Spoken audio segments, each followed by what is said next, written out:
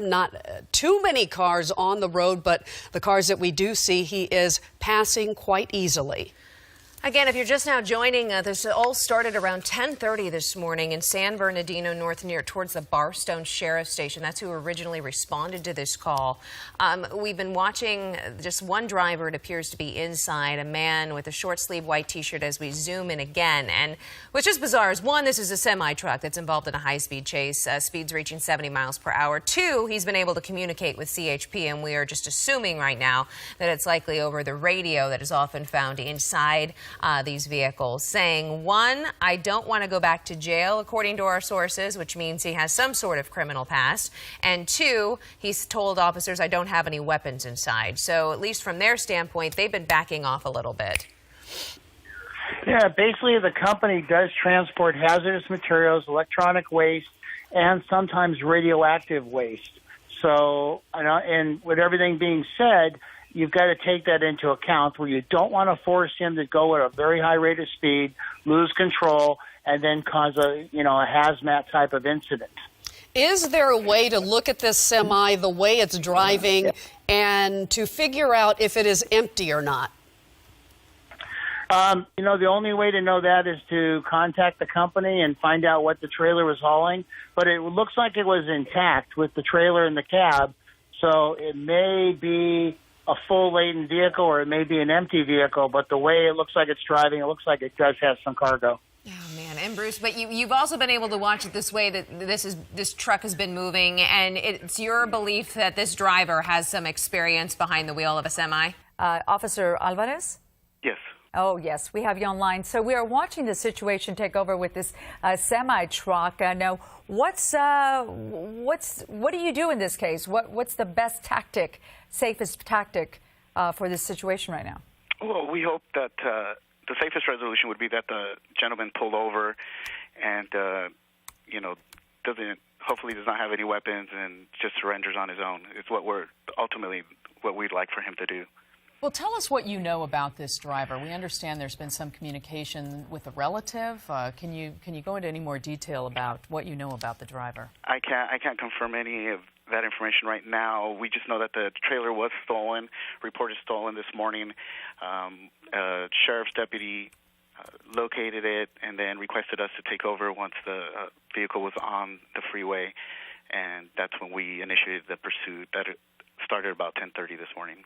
We're following right now, and they've left messages, have not been able to reach anyone there. Officer Alvarez from the CHP told us they're just not sure what is being transported in this truck. Yeah, they were saying that this truck was stolen this morning. A sheriff deputy located it and requested CHP assistance, and that's when they got involved in this pursuit here. As we are watching this closely, there's that truck there, Megan Reyes overhead, still going eastbound on the 10, right, Megan? Yes, and I wanted to show you that was a CHP airplane. We don't see that too often in LA city limits. They do have helicopters, but they are a great asset. The pilots are outstanding, flying those airplanes, assisting those ground units. We're on the eastbound side of the Interstate 10.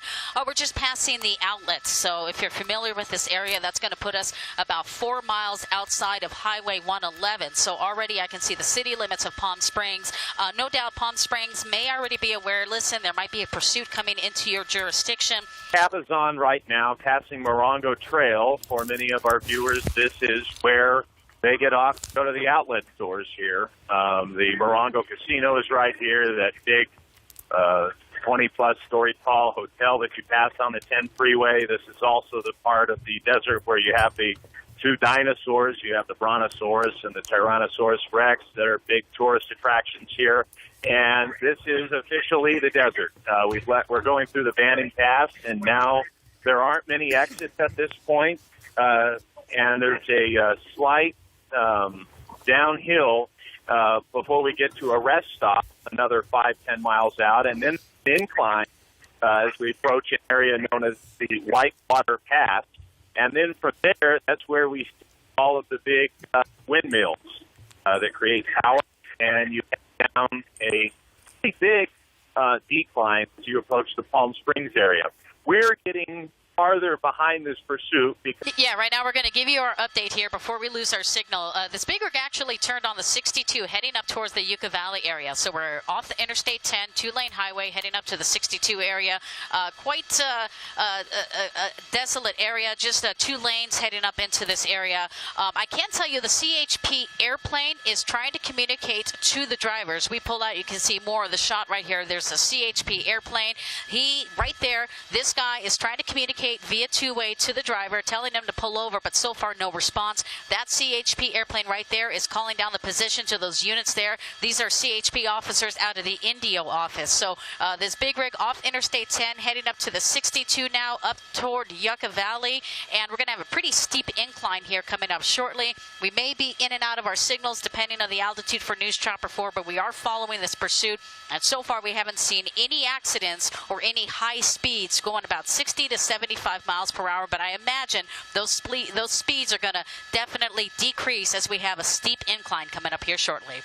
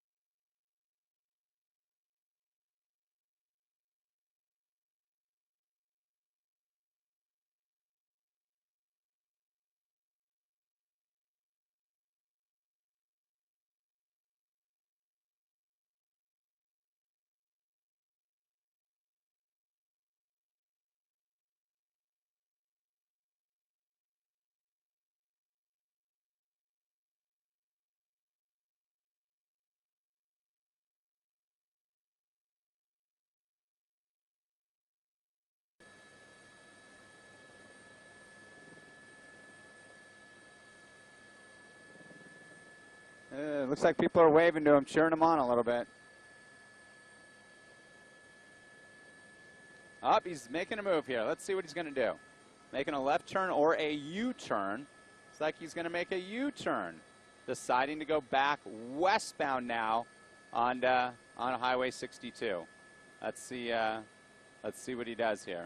He's going to continue on. That's what it appears. So he is now going to backtrack. There's more people and kind of back off. Not really a wise idea to do during a pursuit, even though this one, although big rig, rather benign, you know, in terms of what we've been hearing. The driver's been communicating with officers, and what we've seen, just not this real intense type of situation that we've seen with so many high-speed pursuits. It's been at the speed limit.